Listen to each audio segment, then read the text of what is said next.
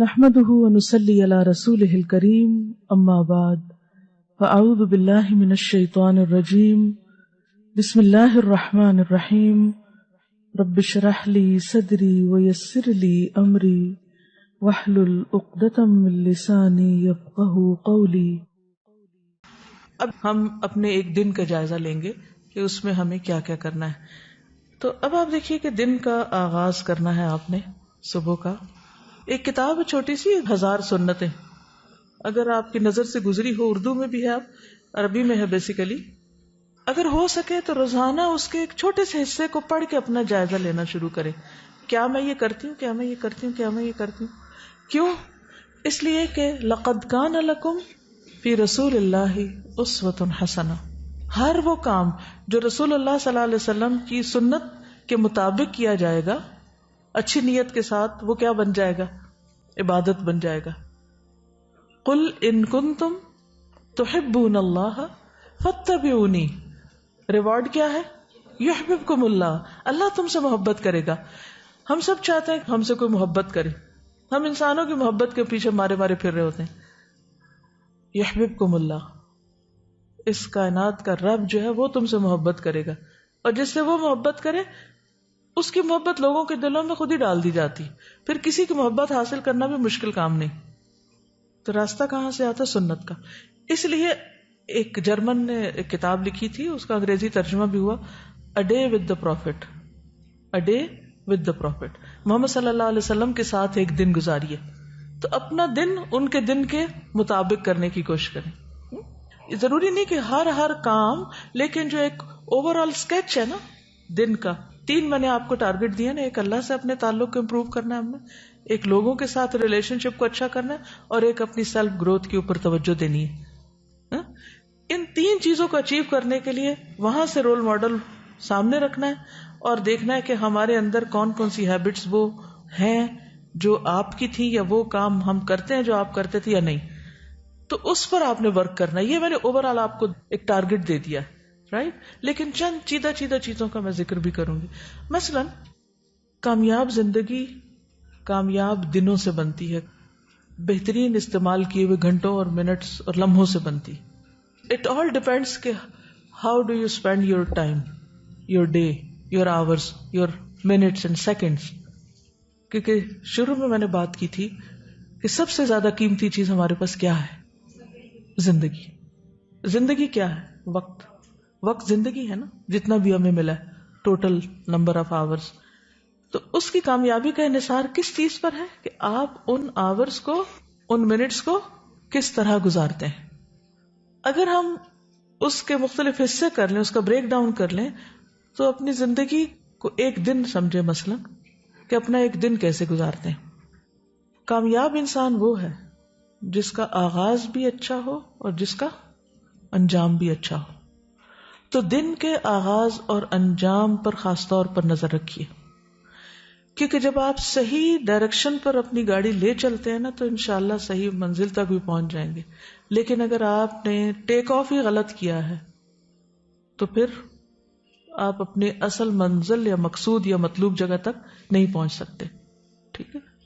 تو کسی نے کہا تھا کہ اگر آپ کے صبح کے معمولات ٹھیک ہو گئے تو آپ کی ساری زندگی ٹھیک ہو جائے گی۔ اگر آپ نے اپنے دن کا آغاز بہترین کر لیا تو آپ کی پوری زندگی بہترین ہو جائے گی، یعنی life starts with the first part of the day. اب جس دن ہم پیدا ہو گئے وہ تو ہو گئے، وہ ہماری زندگی کا پہلا دن، ہمیں نہیں پتا، وہ تو ایک لاشعوری سی کیفیت میں گزر گیا، کوئی ہمیں بتائے بھی تو فائدہ کچھ نہیں۔ لیکن اب ہم اپنی زندگی کا سٹارٹ کہاں سے لیں؟ صبح سے۔ صبح کے وقت کیا سوچیں؟ ہماری آج زندگی شروع ہو رہی ہے، اور پھر اس کی روشنی میں محاسبہ کر لیں اپنا کہ آپ کی صبح کیسے ہوتی ہے، آپ کی صبح کب ہوتی ہے، آپ صبح کے اس وقت کو کتنا کیش کرتے ہیں، آپ کی صبح کا وقت کس کام میں استعمال ہوتا ہے۔ زندگی سے آغاز ہوتا ہے یا موت سے آغاز کرتے ہیں؟ پتہ ہے میں موت کس کو کہہ رہی ہوں؟ جی، آغاز کہاں سے ہو رہا ہے؟ باقی سب اس کے تابع ہے۔ That is the most productive part of your day. اس کے بارے میں نبی صلی اللہ علیہ وسلم نے کیا فرمایا تھا؟ دعا دی تھی کیا؟ اللہم بارک لامتی فی بکورہا، اے اللہ میری امت کی صبح میں برکت ڈال دے. ٹھیک، خوش قسمت ہیں وہ جن کی صبح کا آغاز تہجد سے ہوتا ہے. لیکن اگر آپ اس ہائیسٹ لیول پر نہیں بھی تو فرض کے درجے میں تو ہونا ہی ہونا ہے. اور وہ فرض کا درجہ کیا ہے؟ فجر کی نماز. اب اگر عادت نہیں فجر کی نماز کی یا تہجد کی تو کون سی ڈرل کریں گے، کون سی ایکسرسائز کریں گے؟ فائدے اور نقصان والی، رائٹ؟ کیا فائدے ہیں اور کیا نقصان ہے، کیا حاصل کرتے ہیں، کیا لوز کرتے ہیں، دونوں کا کمپیریزن کرے، اپنے لیے خود لکھے کہ اگر میں 4 بجے اٹھوں تو کیا فائدے ہیں اور اگر میں 8 بجے اٹھتی ہوں تو کیا نقصان ہے. ٹھیک، یا کیا فائدے ہیں؟ فائدہ تو اس میں ایک ہی ہے، بس مزے کر رہے ہیں، سو رہے ہیں، آرام کر رہے ہیں، اس کے علاوہ اور کیا فائدہ ہے؟ ٹھیک ہے، تو خواہشات سے باہر نکل کر دیکھنا یہ ہے کہ زیادہ فائدے کی چیز کون سی ہے. اس میں جسمانی فائدے بھی ہیں، روحانی فائدے بھی ہیں، جذباتی طور پر بھی اس کی بہت اہمیت ہے. اس کے بعد کیا ہونا چاہیے؟ نماز کے فوراً بعد بادبار السجود کیا ہونا چاہیے؟ سجدوں کے بعد بھی دعائیں، اذکار صبح شام کے جو ہم پڑھتے ہیں. پھر کیا ہونا چاہیے؟ تلاوت قرآن.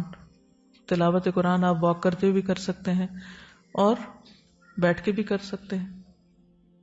پھر کیا ہونا چاہیے؟ ایکسرسائز. ایکسرسائز میں موسم کے حساب سے آپ باہر اور اندر دونوں میں سے کسی چیز کا انتخاب کر سکتے ہیں. اگر باہر نہیں نکل سکتے، یہ گھر ایسی جگہ ہے کہ باہر ہے ہی کچھ نہیں، ہے ہی اندر، تو پھر آپ کیا انڈور ایکسرسائز کے طریقے جانیے. کوئی بھی چیز مشکل نہیں، امپاسبل نہیں.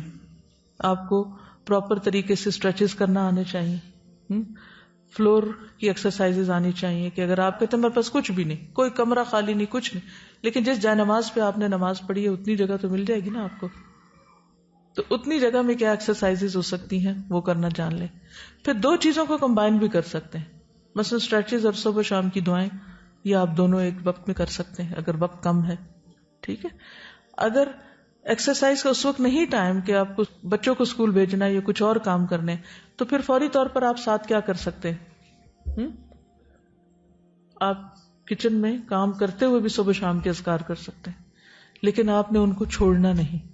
اگر آپ تلاوت نہیں کر پا رہے کسی وجہ سے، مثلا بچے کی پیدائش کے بعد، پیریڈز کے دنوں میں، مثلا آپ بیمار ہو گئے ہیں، آپ قرآن مجید کھول کے لاؤڈلی نہیں پڑھ پا رہے، تو کیا پڑھیں نا، چھٹی. آلٹرنیٹ کیا ہے؟ کیسٹ پلیئر، سی ڈیز، موبائلز، IVR، کہیں سے بھی آپ اب تو ہر جگہ اویلیبل ہیں، یعنی کوئی عذر نہیں ہو سکتا. جہاں سے آپ کی تلاوت کی ریڈنگ چھٹی، آپ بک مارک لگا دیں، وہیں سے آپ لسننگ شروع کر دیں، اور لسننگ کرتے وقت اپنے اندر ہی اندر اس کو دہراتے رہیں. اور ایک چیز جو مجھے بہت فائدہ دیتی ہے لسننگ میں، وہ ہے یہ بالکل سچ کہا جا رہا ہے. میں اپنے آپ کو ہر تھوڑی دیر کے بعد کہتی ہوں یہ بالکل سچی بات ہے، یہ بالکل سچ ہے، یہ بات ایسے ہی ہے، یہ ایسے ہی ہے، یہ ایسا ہونا ہے، یہ ایسے ہوا تھا. یعنی اکارڈنگلی اس کو میں جواب دیتی ہوں تاکہ ایکٹیو لسننگ ہو. ورنہ کیا ہوتا ہے، وہ کہیں بیچارہ کیسٹ پلیئر چل رہا ہے اور ہم ادھر باتیں کر رہے ہیں، کبھی کچھ کر رہے ہیں، کبھی کچھ کر رہے ہیں، دھیان ہی نہیں. تو اس میں توجہ کے لیے باتیں کر رہے ہیں، اس سے اس کے ساتھ انٹریکٹ کریں. یہ آلٹرنیٹ دے رہی ہوں، مین کورس نہیں ہے. ٹھیک ہے کہ آپ اسی پہ انحصار کر لیں، رائٹ. اچھا، پھر اذکار کے کیا فائدے ہیں؟ صبح شام کی دعاؤں کے کیا فائدے ہیں؟ عافیت ہے، حفاظت ہے، پروٹیکشن ہے، اور ایک اطمینان ہے کہ اب ہونا کچھ نہیں، بس میں اللہ کی حفاظت میں آ چکی ہوں، رائٹ. ورزش کے کیا فائدے ہیں؟ کرنے کے اور نہ کرنے کے. ہر عادت کے ساتھ وہی ڈرل کریں گے. اب آپ ساری ایک دن میں نہیں شروع کر سکتے چیزیں، ایک دن میں ایک کر لیں، اگلے میں اگلے، اگر ہو رہا ہے تو ٹھیک، اس کو تھوڑا اور بہتر بنا لیں. نیکسٹ ڈے کرتے کرتے کرتے یہ سارے ٹارگیٹس لکھ لیں. ان میں پھر آگے اسمال بریکس آتے ہیں ان کی مزید امپروومنٹ کے لیے. ویسے تہجد ہے، نبی صلی اللہ علیہ وسلم جب تہجد کے لیے اٹھتے تھے کیا پڑھتے تھے؟ ان فی خلق السماوات. آپ کو آتی ہے کہ نہیں؟ اگر نہیں آتی تو حفظ کرنا شروع کر دیں، اپنا ٹارگٹ لکھ لیں کن آیات کو حفظ کرنا ہے۔ حفظ کرنے کے باوجود بھی نہیں آپ کو ترتیب یاد رہتی، کوئی پرنٹ کر کے لکھ کے لگا لیں کہ اس وقت آپ دہرا لیں۔ تہجد شروع کرتے ہیں تو دعا استفتاح کیا ہے؟ اللہم لک الحمد۔ اگر دعا یاد ہے تو ٹھیک، نہیں تو اپنا ٹارگٹ لکھ لیں کہ مجھے یہ دعا یاد کرنے کی، کہ نبی صلی اللہ علیہ وسلم اس سے آغاز کرتے تھے۔ اسی طرح وہ جو 1000 سنتوں والی میں نے بات کی ہے نا، تو اس میں ایک ایک کو چھوٹے چھوٹے پھر ٹارگٹ، یعنی سب ڈویژن ان کی کر لیں اور ان کو اپنے ساتھ کمپیریزن کرتے رہیے، مجھ میں ہے کہ نہیں، ہے کہ نہیں، کیونکہ ان کنتم تحبون اللہ، اللہ کی محبت کا دعویٰ ہے، فاتبعونی، تو پروفٹ کا اتباع کرنا ہوگا۔ تب کیا ملے گا؟ یحببکم اللہ ویغفر لکم ذنوبکم، گناہوں کی معافی بھی ہو جائے گی۔ ٹھیک ہے، تو یہ دو چیز ہم چاہتے ہیں کہ اللہ ہم سے محبت کرے اور گناہ معاف ہو جائے۔ سبحانک اللہم وبحمدک، نشہد ان لا الہ الا انت، نستغفرک ونتوب الیک۔